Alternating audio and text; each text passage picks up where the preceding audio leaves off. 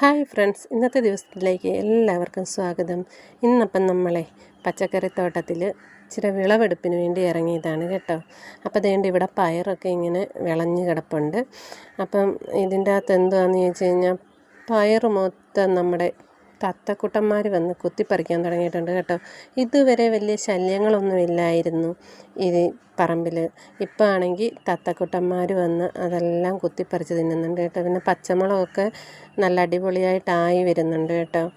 ഇനി നമുക്ക് എന്താണ് നമ്മുടെ ഇവിടുത്തെ ഏറ്റവും പ്രത്യേകതയായ രണ്ട് കൃഷിയെന്ന് ചോദിച്ചു കഴിഞ്ഞാൽ വഴുതനയും വെണ്ടയുമാണ് കേട്ടോ. ഇത് കണ്ടോ, ഇതാണ് പയറ് മൊത്തം ഓരോ മണിമണിയായിട്ട് കൊത്തിപ്പറക്കി തിന്നിട്ട് ബാക്കി നിർത്തിയിരിക്കുക കേട്ടോ.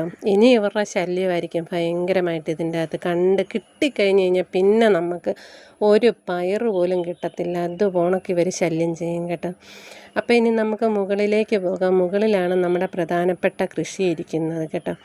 അപ്പോൾ ഈ ഉള്ള പയറയിലൊക്കെ മൂത്ത് വന്നത് പറിച്ചിട്ടുണ്ട്. പാവൽ ആയി വന്നിട്ടുണ്ട്. പാവൽ നമ്മൾ ഇത് ഇട്ട് കൊടുത്തിട്ടുണ്ട് കേട്ടോ. പ്ലാസ്റ്റിക്കൊക്കെ ഇട്ട് മൂടി വെച്ചിരിക്കുകയാണ് ഈച്ചയൊക്കെ കുത്താതിരിക്കാനായിട്ട്. ഇവിടെ കുമ്പളം കിടപ്പുണ്ട്. ചീരയൊക്കെ നമ്മൾ പറിച്ച് കേട്ടോ. ഇതാണ് നമ്മൾ വെണ്ടയ്ക്ക പറിക്കാൻ വന്നേ. ഇത് നമ്മുടെ സാധാ വെണ്ടയാട്ടോ. ഇനി നമ്മുടെ പ്രധാനപ്പെട്ട വെണ്ട എന്താണെന്ന് അറിയണ്ടായോ? ഈ പറമ്പിലെ ഏറ്റവും വിശേഷപ്പെട്ട വെണ്ടയാണ് ആനക്കൊമ്പൻ വെണ്ടയ്ക്ക കേട്ടോ. ഞാൻ സത്യം പറഞ്ഞ ആനക്കൊമ്പൻ വെണ്ടയ്ക്കായാണെങ്കിൽ ഞാൻ ആദ്യമായിട്ട് കാണുക കേട്ടോ. പുതിയ ഇനം വെണ്ടയ്ക്കാണോ എന്ന് എനിക്കറിയത്തില്ല. പക്ഷെ ഞാൻ ആദ്യമായിട്ടാണ് ഈ ആനക്കൊമ്പൻ വെണ്ടയ്ക്ക കാണുന്നത് കേട്ടോ. ശരിക്കും പറഞ്ഞ ആനയുടെ കൊമ്പ് പോണക്ക് തന്നെയാണത് നിൽക്കുന്നത് കേട്ടോ. പിന്നെ നമ്മുടെ ഈ വഴുതനങ്ങ, ഇത് വിത്തിന് വേണ്ടി നിർത്തിയിരിക്കുന്ന വഴുതനങ്ങ കേട്ടോ. അപ്പോൾ വഴുതനങ്ങയൊക്കെ നിറച്ചായി വരുന്നുണ്ട്. ഇത് നമ്മുടെ വലിയ വഴുതനങ്ങയില്ലേ, മാംസം ഒത്തിരി ഉള്ള വഴുതനങ്ങ കേട്ടോ. അപ്പോൾ ഇതിൻ്റെ കൂട്ടത്തിൽ തന്നെയാണ് നമ്മുടെ വെണ്ടയെ നിൽക്കുന്നത്. അപ്പോൾ ഇപ്പം ഞാൻ കാണിച്ചു തരാം. നമ്മുടെ ആനക്കൊമ്പൻ വെണ്ടയെ ഞാൻ കാണിച്ചു തരാം കേട്ടോ.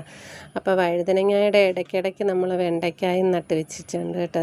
ഇത് കണ്ടോ, ഇതാണ് നമ്മുടെ ആനക്കൊമ്പൻ വെണ്ടയ്ക്ക. അപ്പോൾ ഇതിൻ്റെ ഇലകളും നല്ല വലിപ്പമാണ്. പിന്നെ ഒരു ഇളം പച്ച ഷേപ്പാണ് കേട്ടോ.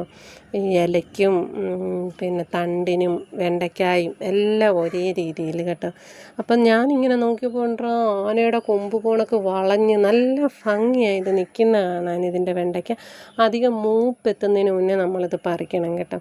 അപ്പം നമ്മൾ വെണ്ടയ്ക്ക പറിച്ചെടുത്തിട്ടുണ്ട്. വഴുതനങ്ങ ഞാനന്നേരം പറഞ്ഞു ഇപ്പം വേണ്ട, വഴുതനങ്ങ ഇരിപ്പുണ്ട് 2 ദിവസം കൂടെ കഴിഞ്ഞ്. ഇവിടെ നമുക്ക് വഴുതനങ്ങയാണെങ്കിൽ മെഴുക്ക് പുരട്ടിയൊക്കെ വെക്കുന്നതൊക്കെ ഭയങ്കര ഇഷ്ടമാണ്, ചപ്പാത്തിയുടെ കൂടെ കഴിക്കാനൊക്കെ കേട്ടോ. അപ്പം വെണ്ടയ്ക്ക ഇപ്പം പറിക്കേണ്ടെന്ന് പറഞ്ഞു. പച്ചമുളകും വേണ്ട കൊച്ചു തൈകളിലൊക്കെ പച്ചമുളകൊക്കെ ആയി വന്നിട്ടുണ്ട് കേട്ടോ. അപ്പോൾ പച്ചമുളകും ഇതിൻ്റെ അകത്തെ പകുതി കൃഷിയും സാധനങ്ങളും എനിക്കുള്ളതാണ് കേട്ടോ. ഞാനാണത് വാങ്ങിക്കുന്നത്. പിന്നെ ചേച്ചി വിളവെടുക്കുമ്പോൾ അത് മൂത്ത ഇതെടുത്ത് എനിക്ക് തരും കേട്ടോ. എന്നാൽ മൂത്തതെന്ന് പറഞ്ഞാൽ പാകമായ സാധനങ്ങളൊക്കെ പറിക്കുന്നത് അപ്പം തന്നെ എനിക്കിങ്ങ് തരും കേട്ടോ. ഇതാണ് നമ്മുടെ ആനക്കൊമ്പൻ വെണ്ടയ്ക്ക കണ്ടോ. നല്ല ആനയുടെ കൊമ്പ് പോണക്ക് തന്നെ. ഇതെല്ലാം ഈ 4 എണ്ണം മതി നമുക്കൊരു മെഴുക്ക് പുരട്ടിക്കുണ്ട് കേട്ടോ.